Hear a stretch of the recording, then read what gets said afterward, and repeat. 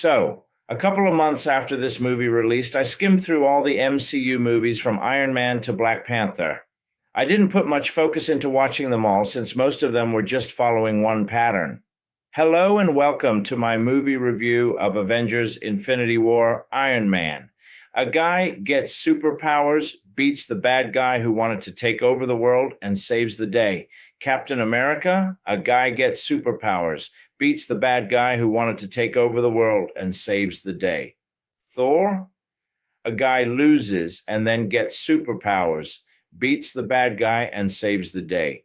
Even in the Avengers and Age of Ultron, it's just now all those guys come together, beat the bad guy who wanted to take over the world and save the day. But Avengers, Infinity War is very much different. The movie begins from where the post-credit scene of Thor Ragnarok ended. Loki dies in the very beginning of the movie while he was trying to unsuccessfully deceive Thanos. This clearly shows that this movie really means business. It's not afraid of killing off the characters we have grown to like in all these years. Thor's hammer has broken, so he gets a Mjolnir. Meanwhile, Iron Man's team faces Thanos in yet another very brutal attack. Captain America's team is able to get out of their imprisonment after the events of Captain America: Civil War. And in spite of having a huge threat looming before them, Captain America and Iron Man still feel guilty of what happened between them previously. Thanos is undoubtedly the biggest threat to have ever been shown in any Marvel movie, MCU or otherwise. Unlike the comics where he's just simping behind death to show how many people he can kill, this time he actually has a motivation. And that motivation is so powerful, he is even ready to sacrifice his own daughter for it.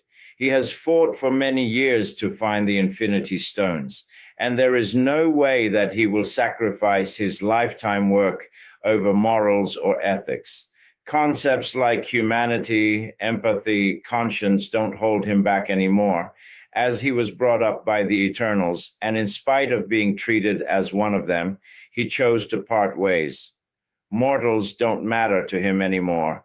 His ambition does. Every scene from this movie is shot very well. The story, the color palette, the choreography, the costumes, the score, everything is absolutely perfect.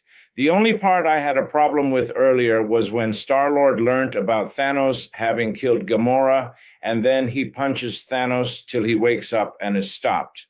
But later on, I realized that Star-Lord has always been an emotional crybaby, and this kind of a behavior is absolutely suited on him. He cannot be expected to think rationally, considering his track record in both the previous Guardians of the Galaxy movies. And finally, in the end, when Thanos snapped his finger, half the universe was gone. Even though we did know that they are all going to come back, the emotions that were conveyed by the characters clearly gave signs that something bad will surely happen in the end. I won't be getting into the spoilers because I want to keep this review spoiler-free. So if you haven't seen it yet, don't just see who all disappear. Notice how they react when they disappear. Avengers. Infinity War is the kind of the Avengers movie I always wanted to see. I really don't like how the Avengers and Age of Ultron have aged so terribly. Just like Joss Whedon's credibility, LOL, because of how campy they look by today's standards. Sure, they did hold their legacy back then, but Infinity War will hold it for decades. It's the best MCU movie of all time.